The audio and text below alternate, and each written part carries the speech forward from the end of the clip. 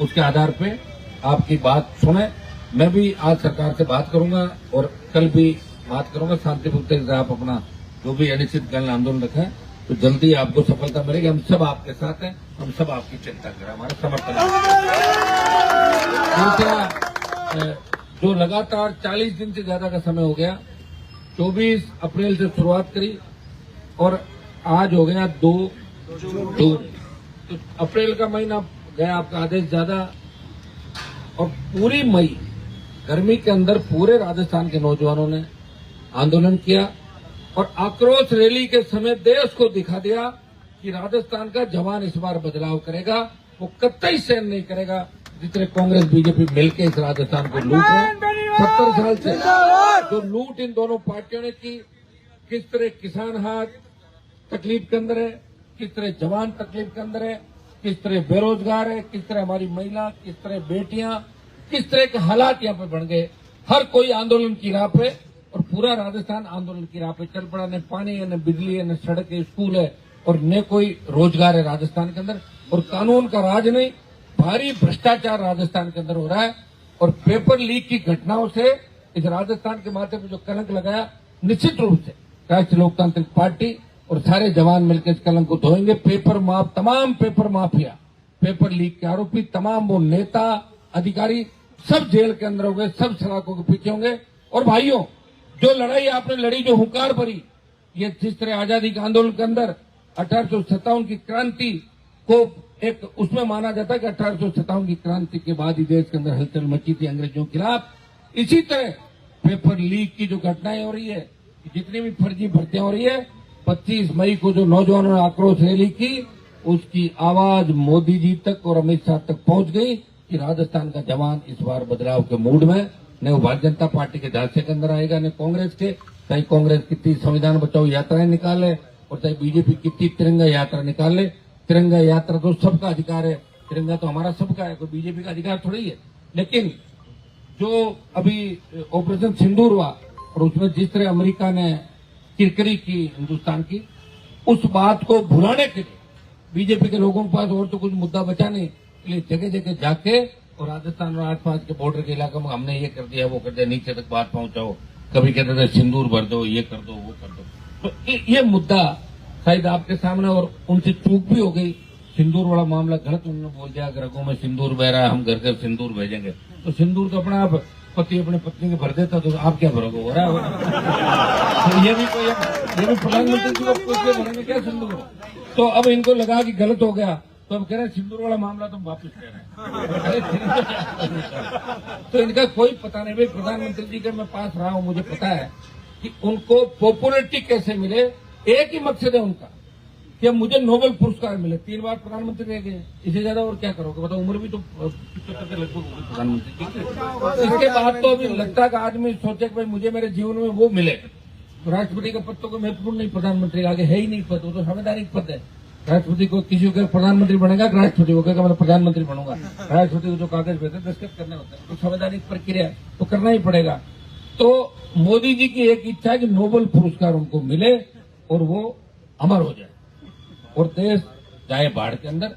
और ऐसी ऐसी बातें करेंगे। कोविड के समय लोकसभा में भाषण दिया कि यहाँ कोरोना नहीं आएगा मित्रों, तो हम सब बैठे में तो बात हो गई होगी। ऐसा कोरोना आएगा, हम सब एनडीए में थे, 50-60 के करीब 2-3 मंत्री चले गए, एमपी खूब खत्म हो गए, डॉक्टर, इंजीनियर, आम आदमी, 50 लाख लोग मरे थे कोरोना में। कितने? 50 लाख। सरकारी आंकड़े होंगे 4-5 लाख के। लोगों ने टेस्ट नहीं करा। दूसरी जो लहर आई थी उसमें ऑक्सीजन के अभाव के अंदर दम तोड़ दिया लोगों ने।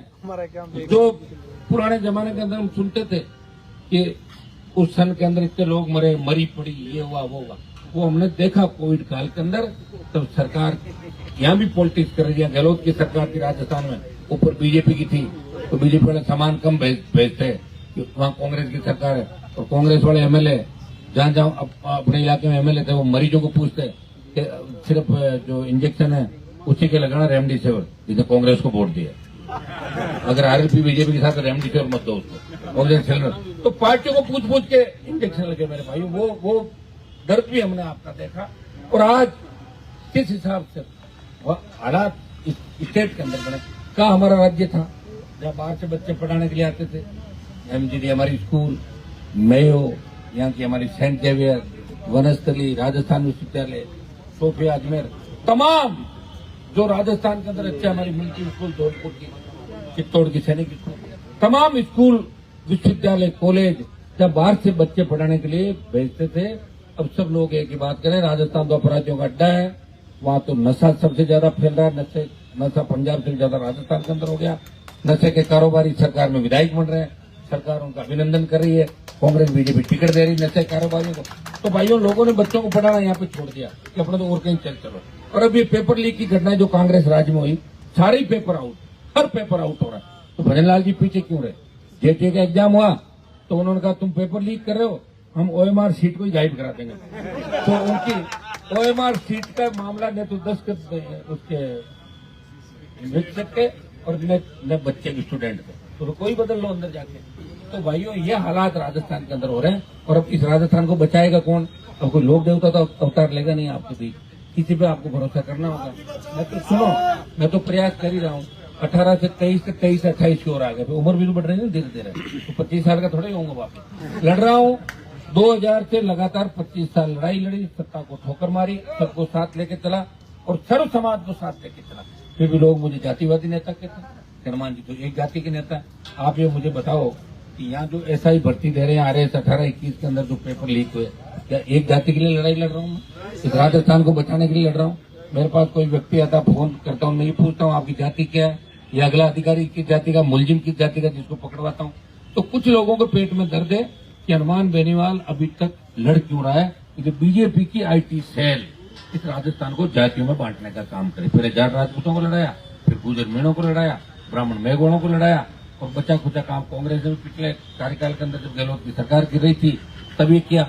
मैं तमाम उन नेताओं को भी कहना चाहूंगा जो सड़क पर ये कह रहे थे कि SI भर्ती रद्द हो, RS RPSC को भंग करना चाहिए। वो एक तो चलो सरकार में मंत्री बन गए, लेकिन दूसरे तो नहीं बने, जो माने तक राउंड काट के आए थे और अजमेर तक जाके आए थे। आना चाहिए उनको संभालने के लिए हमारे को। हम तो राजस्थान को बचाने के लिए निकले। आज कितने दिन हो गए मुझे? 40 दिन से।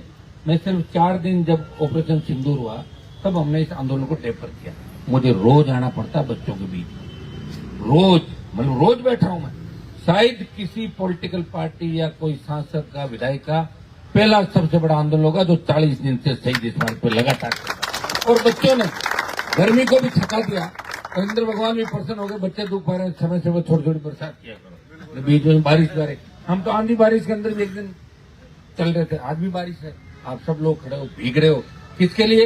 ये ऐसा ही अभ्यर्थी और RS वाले तो कम होंगे बच्चे, राजस्थान को बचाने वाले ज्यादा है। तो मैं आपको इतना ही विश्वास दिलाता हूँ, हम मिलकर इस राजस्थान को बचाएंगे, सब मिलकर लड़ेंगे, संघर्ष करेंगे। मीडिया के साथियों का धन्यवाद कि लगातार वो हमें समर्थन कर रहे हैं और तमाम मुद्दों पे। और हमारे टैक्सी यूनियन का जो आज ओला उबेर का भी अनिश्चितकालीन जो हड़ताल पे, इनको भी RLP की तरफ से समर्थन करेंगे। इनका हक, अधिकार इनको मिले। हम आपके साथ हैं, आप चिंता नहीं करें, सरकार आपसे बात भी करेगी।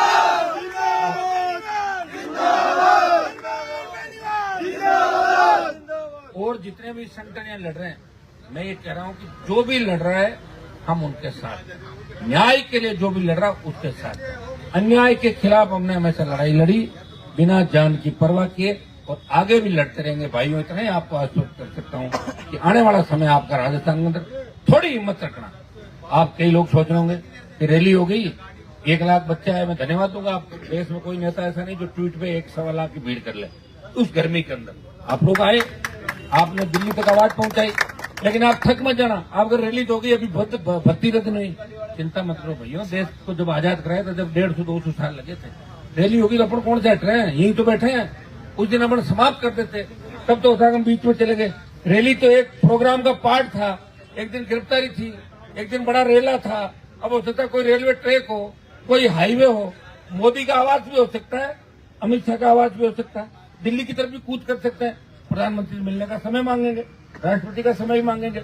इस आंदोलन को पूरे देश के अंदर फैलाना पड़ा, फैलाएंगे। राजस्थान और देश का जवान इस बार आर पार की लड़ाई के मूड के अंदर है और भजनलाल सरकार को झुकाएंगे। आप सबको बहुत बहुत धन्यवाद। मिलकर लड़ेंगे। SI भर्ती रद्द करो, रद्द करो, रद्द करो। RPSC भंग करो, भंग करो, भंग करो। नौजवानों को न्याय दो, न्याय दो, न्याय दो।